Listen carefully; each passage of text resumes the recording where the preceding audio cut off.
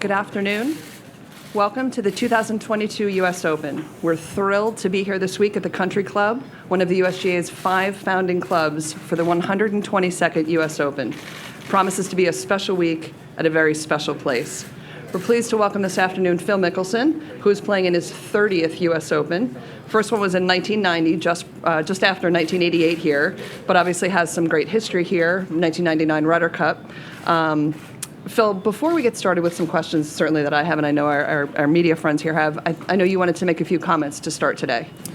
Well, I wanted to say that it's nice to be back, nice to see you guys, and it's been 4 months. It's been a necessary time and an opportunity for me to step away a little bit and put a little bit of thought and reflection into going forward and how to best prioritize things. And it's given me an opportunity to spend time with Amy, to spend time with loved ones, and continue some of the work therapy-wise on some of the deficiencies that I have, certainly, and as well as focus on best path forward. So it's been a positive time in that regard. I know that many of you have many people have strong opinions, emotions about my choice to go forward with LIV Golf, and I understand and I respect that. I'm incredibly grateful for the PGA Tour and for the many opportunities that it has provided me through the years, but I am excited about this new opportunity as well. I'm excited about being here in Boston at the Country Club. It's one of the 5 founding members of this of the USGA. It's got incredible, rich history going back to Francis we met. It has provided me one of the most memorable moments of my career, the '99 Ryder Cup and the comeback that we had. And the fans here are some of the best in the world, and they provide an atmosphere that is second to none for all sports. And golf is fortunate to be back, and I'm excited to be back here and participate in this incredible championship that has eluded me for my whole career. Any questions? Phil, one quick one from me before we turn it over. I know you played here yesterday. Can you just offer a few quick reactions about the course, having seen it yesterday? The course is in pristine shape. It's a remarkable golf course. It was a number of tees have been lengthened since '99, since I remember, but it seems like it plays the same. It was just very well done, and I think we're all excited for the test that this golf course provides. It looks to me that it's going to be a brutal test of golf, and that's what this championship is all about. Great. We're going to turn it over to questions. Julia and Jonathan are in the crowd. They have microphones. If you raise your hand, they'll bring it over to you. Right here to Jason. Phil, after such a long layoff, how do you prepare for a tournament that you've wanted to win for so much of your career, one that's eluded you? So that's going to be a challenge, right? It's the most difficult test in golf. I think it was important for me to have a little bit of competitive golf last week and identify some of the areas of weakness. It was one of the worst putting tournaments I've had in years, and I spent time yesterday addressing that, which is why I basically putted the whole day on the course. And in the off season, I actually made some strides ball striking wise, and I'm fairly optimistic there, but it'll be a real challenge. I mean, these are the best players in the world, and it's the hardest test of the year. Question on the left. Hey, Phil, I'm just wondering, in your time away, what did you learn about yourself? I think there were a number of things that I've certainly learned, but it's given me more than that an opportunity to really prioritize those that I love, those that I care about, and develop a path forward so that I can be more engaged, be more intentional with when I'm with the people I care about, and also have a little bit more balance in my life going forward off the golf course. Question on the right. Phil, Christine Brennan. Hi there. As you know, you've been criticized by many people, as you referred to. New York Post, Brian Wacker, reported that the 9/11 families sent you and others a letter alluding, of course, to Osama bin Laden and the 15 of 19 hijackers that the Saudis, of course, sent, and that they say now you are a partner with them, and you appear to be pleased in your business with them. Terry Strada is the person, of course, who wrote this letter, and her husband got on the plane in Boston that flew into the World Trade Center. And they say the deaths of your fellow Americans. No, I've read all that. Is there a Okay. question in there? Yes, there is. How do you explain to them, not to us, but to them, what you've decided to do? I would say to the Strada family, I would say to everyone that has lost loved ones, lost friends in 9/11, that I have deep, deep empathy for them. I can't emphasize that enough. I have the deepest of sympathy and empathy for them. Question on the left, Michael? Hi, Phil. How did you feel about the PGA of America's decision to move the PGA Championship away from the Trump course in Bedminster to Tulsa in the wake of the January 6 riots? And then how do you feel about these two LIV events being played on Trump courses? So let's go back to just one at a time. I don't really know what to say about the PGA and their decision. That's ultimately their decision. I thought that it went really well at Southern Hills. I thought it was a fun tournament to watch. I thought it was exciting. Came down to the end and was exceptional. But I don't get involved in that matter. That's for the PGA of America, and I haven't been involved in LIV Golf and their decision on where to hold their events. But those discussions should be held privately and behind closed doors. I think you answered, but do you have any personal feeling about yourself going to a course with Trump's name on your? I care more about the quality of the test of golf, the quality of the golf course, the fan experience, and their ability to see and view the golf, and the challenge of what the venue provides for the players, risk reward, exciting to see, birdie opportunities, tough pars. I care more about that. Question directly behind me, Ian. Phil, you mentioned earlier you have strong emotion or respect for people who have strong emotions opposing your decision to join LIV Golf. You've obviously been one of the most popular players over the years among fans, but if a segment of your fan base decided to walk away from you and not support you anymore, would you respect and understand that decision? And if so, why? And if not, why not? Okay, you're throwing three questions at me, so let's just try to keep it one at a time. But That was actually just one question. in regards to if fans would leave or whatnot, I respect and I understand their opinions, and I understand that they have strong feelings and strong emotions regarding this choice, and I certainly respect them. I respect that. Question on the left. Hi, Phil. I appreciate it's still early in the week, but what sort of welcome back have you had, or what sort of welcome back are you anticipating you'll have from your peers who will feel betrayed by you and have lost an awful lot of respect for you? I have the utmost respect for the players on the PGA Tour. There have been a lot of friendships that have gone on for decades with Amy and myself. There have been a lot of memories that we shared, experiences that we shared.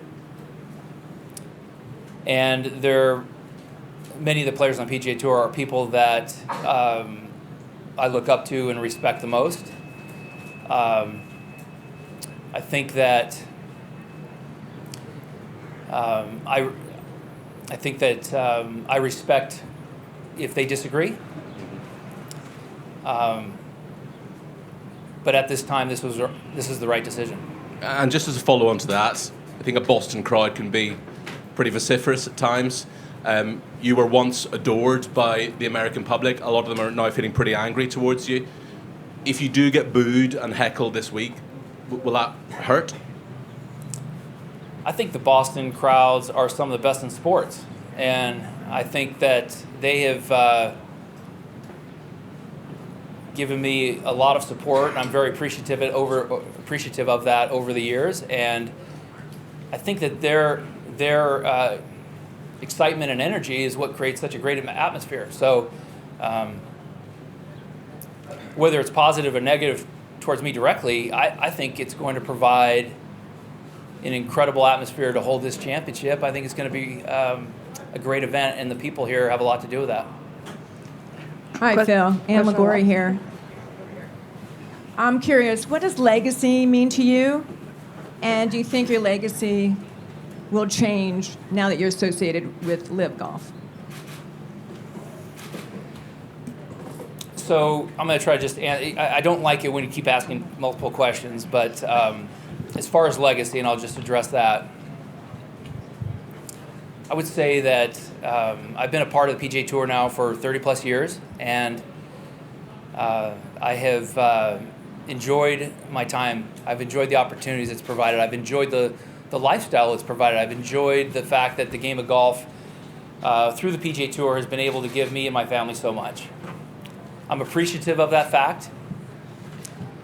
And during that time, I've worked really hard behind the scenes as well as on the scenes to try to contribute as a way of showing my appreciation.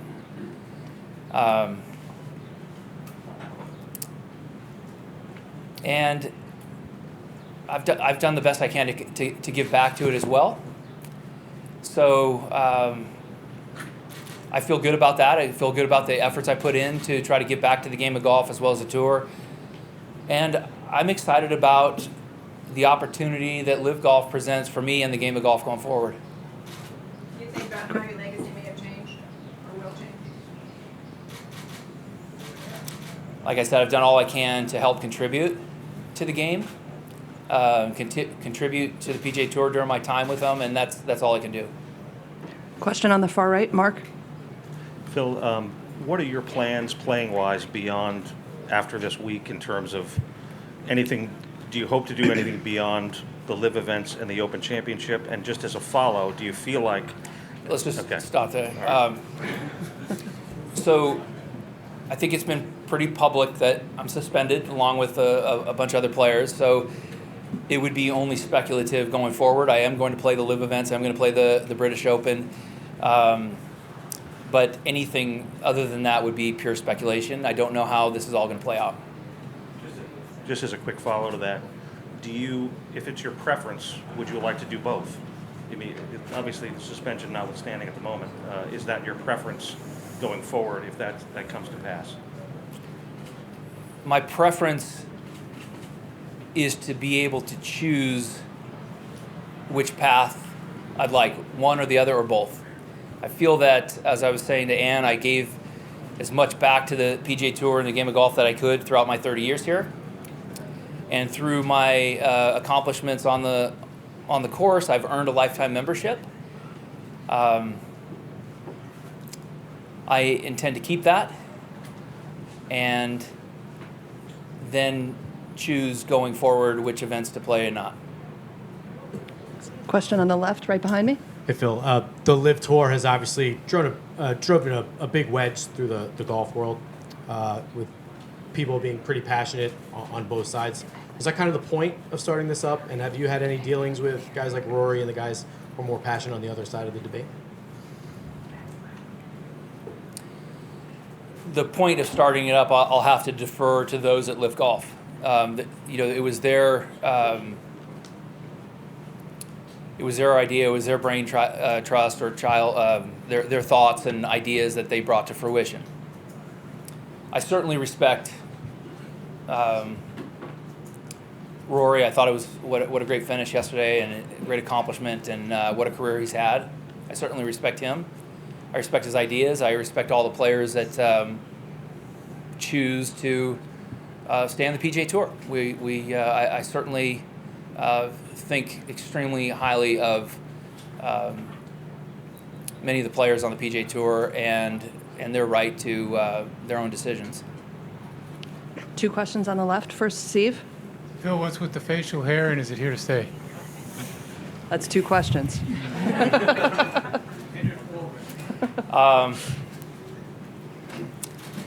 Amy liked it, so as long as she likes it, it's here. And when she says it's gone, it's gone. Question, Bob. Phil, your relationship with the USGA has been a bit tenuous at times, and just curious if you are concerned at all that they will take action in the future to make it harder for you and some of the other guys who are qualified to play in the U.S. Open, down the road. I think that's a better question for the USGA, but I would say in regards to issues that I've had, I have had strong opinions and ideas, let's say, regarding most of the governing bodies, and I've done a poor job of conveying that. I've made it public, and that's been a mistake. That's one of the mistakes I've been making, and I'll try to, going forward, be a lot more thoughtful with my words and actions and try to keep a lot of those things behind closed doors. Question right in the center. Phil, you're not the first professional athlete to deal with Saudi Arabia. Motorsport, boxing, horse racing, Newcastle United in the Premier League. The US government even deals with Saudi Arabia. Do you feel the criticism of yourself and others has been maybe unfairly harsh? That's not necessarily for me to say. I think the important thing is that everyone is entitled to their opinion. I understand that it brings out a lot of strong emotions for a lot of people, and I respect the way they may or may not feel about it. Question on the left. Phil, I'm curious about your reaction to the comments that the PGA commissioner made over the weekend that no one's ever had to apologize for being on the PGA Tour. Do you feel you need to apologize for being on the LIV Tour? In regards to the PGA Tour, there's a lot of things throughout the years that the PGA Tour has done that I agree with, and there's a lot of things that I don't agree with, and yet I've supported them either way.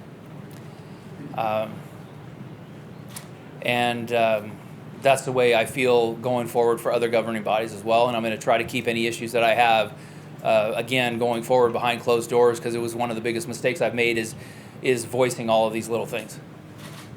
Question on the left, Dave. Phil, your relationship with Callaway was paused a few months ago. Have you been in contact or spoken recently with Chip Brewer, and has that relationship changed now that you've officially gone on with the LIV Series? My relationship with Callaway and specifically with Chip Brewer transcends just a sponsorship. He's also a very good friend and somebody I look up to and respect. My conversations with my partners that I've had longstanding relationships with, as well as a number of potential new partners going forward that we've been in communication with, will play out over time. It's not high on my priority list right now, and that stuff will play out in time. Two questions in the center. John? John Hopkins, Phil. How do you feel about the battering you received from my colleagues last week? Well, like I said earlier, and multiple times today and last week, I respect that everyone has their opinion, and this is bringing out a lot of strong emotions for and against with a lot of people, and I respect the opinions that everyone has. Right behind Doug. Phil, what appeals to you about LIV Golf that you weren't getting from the PGA Tour? I think that there's there's an obvious, incredible financial commitment, but more than that, for all the players involved and everyone involved, but more than that, there are other factors that, with fewer tournaments, it allows me to have more balance in my life. It allows me to do things that are off the golf course I've always wanted to do, and I find that as I prioritize those that are important to me, people that are important to me going forward, this allows me to have more time with them, be more present, and to share more life experiences outside of golf. Question in the back left, Ryan. Phil, kind of as a follow to that, I understand you have lifetime status, but if you're so gung-ho on LIV Golf going forward, why do you still want to play on the PGA Tour? I've worked hard to earn a lifetime membership. I've worked hard to give back to the PGA Tour and the game of golf throughout my 30-plus years of professional golf. And I've earned that lifetime membership, so I believe that it should be my choice. Question on the left, Scott. Phil, you've talked about growing the game of golf and LIV being good for golf. Are you at all worried that it's actually damaging the PGA Tour and golf, professional golf in general? I believe there's a lot of things about LIV Golf that are transformative. Two specifically are a unique, different format from a format that's been the same for half a century or more. And I believe moving tournaments throughout the world and bringing that type of championship golf to different parts of the world is going to have a very positive effect globally on the sport. And those are just two instances of areas I think LIV is going to do a lot of good for the game. We have 2 or 3 more questions. First in the back, Alex. Yeah, Phil, outside of the golf you played last week, could you be specific on what you did to grow the game last week in London?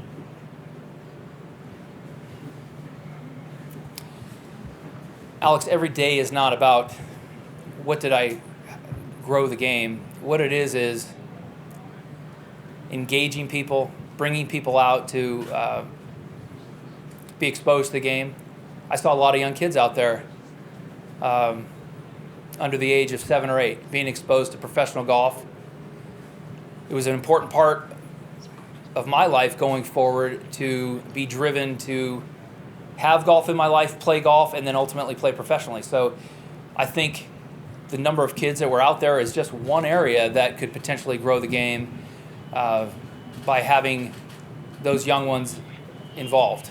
But there's a lot more areas and ways that last week helped, and I think it should be obvious. Question right in the center, Joel. Phil, you've mentioned a few times using the past 4 months to better yourself. What specific areas did you needed to address? I mean, there were a lot of ways, but a lot of areas. But as I said earlier, being able to be more present and engaged with those that I love, and not being distracted all the time with the game of golf, being able to step aside and have that time was invaluable. I also continue to work on some areas that I'm deficient of in my life. I mean, the obvious one is gambling. I've been working on that for years, and I'm very happy with where I'm at with that. But I'll have to continue to work on that the rest of my life. And this time allowed me to kind of sit still and work on these areas. But there are a lot more than that. One last question on the left from Todd. Phil, are you at peace with the real possibility of never playing on the PGA Tour again?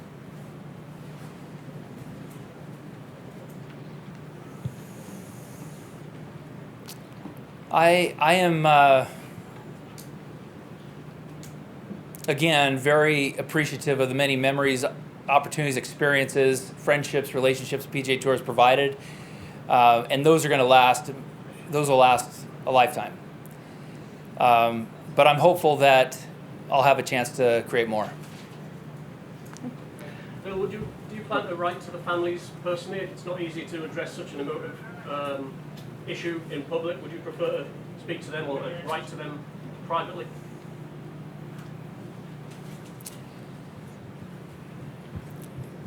I think I speak for pretty much every American in that we feel the deepest of sympathy and the deepest of empathy for those that have lost loved ones, friends, in 9/11. It affected all of us and those that have been directly affected. I think I can't emphasize enough how much empathy I have for them. Phil, what advice would you give Jay Monahan today? So last week I made it clear that all PGA Tour matters I won't be discussing at this time, and I believe those areas are areas that should be behind closed doors. When's the last Phil- time you spoke to Jay? October. Phil, thanks so much for joining us today. We appreciate it. Good luck this week. Thanks, guys. Let's have a Thank good you. week.